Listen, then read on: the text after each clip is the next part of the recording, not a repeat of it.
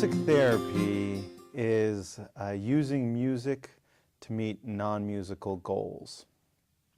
So, for example, if I was a music teacher, my goals would be to teach music, to teach scales and chords and things like that. If I'm a music performer, my goals are about how well I can do the music. It's all musical.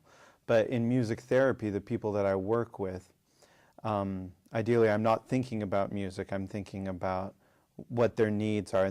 Music therapy was first brought to attention near the end of World War II when veterans were returning from the war. At the Walter Reed Hospital in Washington, D.C., the men showed signs of post-traumatic stress disorder. It was music that was utilized to help calm the soldiers and bring them back to reality from the harsh war environment. In the 1950s, a man by the name of E. Thayer Gaston was a key developer in music therapy. Gaston saw a great need to have set curriculums for people to learn how effective music therapy is and to teach and certify others in its use. Music therapy works differently for different populations, but you really use music to maybe change moods. You use music to make connections with people without having to say any words, with populations where words are difficult, like someone with dementia or someone with autism.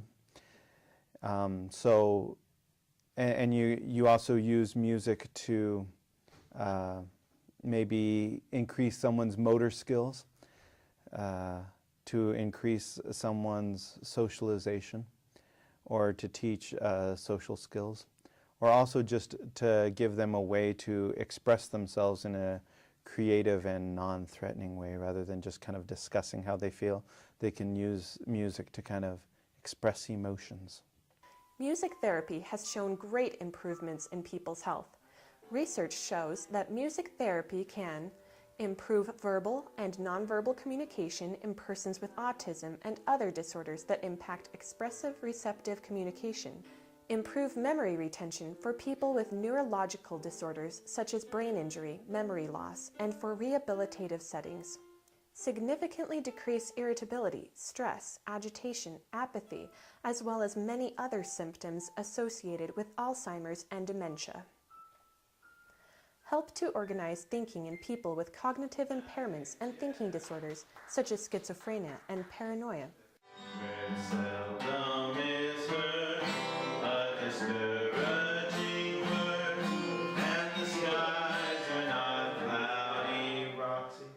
All day. Yeah.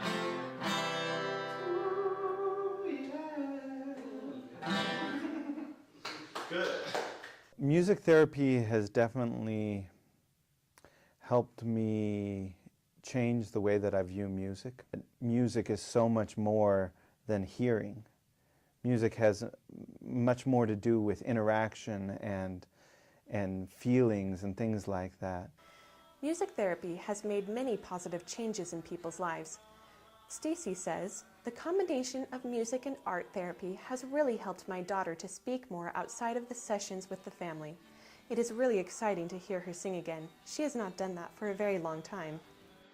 Another client named Kim says, "Matthew is not simply another entertainer. He gently fosters conversation, interaction, and singing within and amongst those present, thereby elevating the whole hour into a truly meaningful experience. I think Matthew's music therapy could help everyone make these connections, meaningful connections that could transcend beyond the hour that he is there." West Virginia.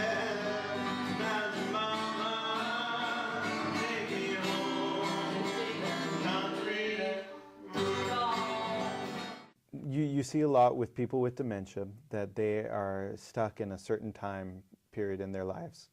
And most of the time that's in their childhood. And there was a woman that I was seeing, and she was stuck in her childhood, but her childhood was pretty horrific.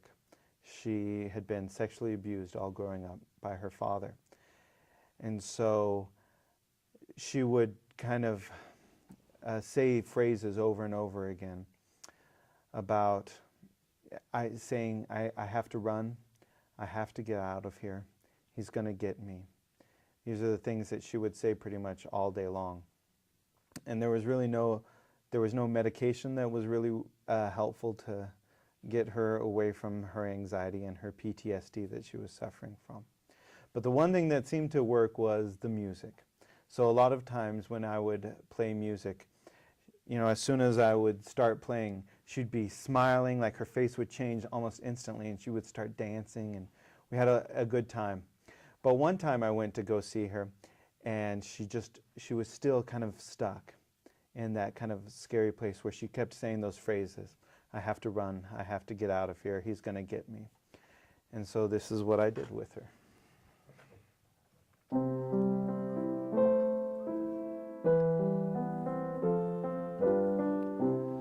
Somewhere over the rainbow,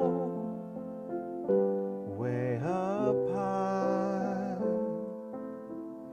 there's a land that I heard of once in a lullaby.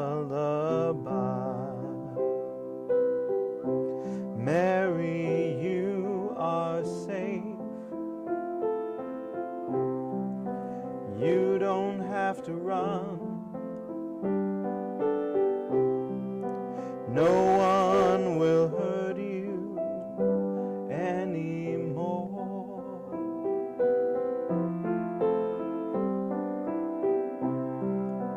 You are safe. Mary, you don't have to run. No one will hurt you anymore. And I did that for like 10 to 15 minutes of doing that improvisation with her. And while I was doing it, you could just see the anxiety just leaving her. And she looked up at me when I was done and said, I don't have to run.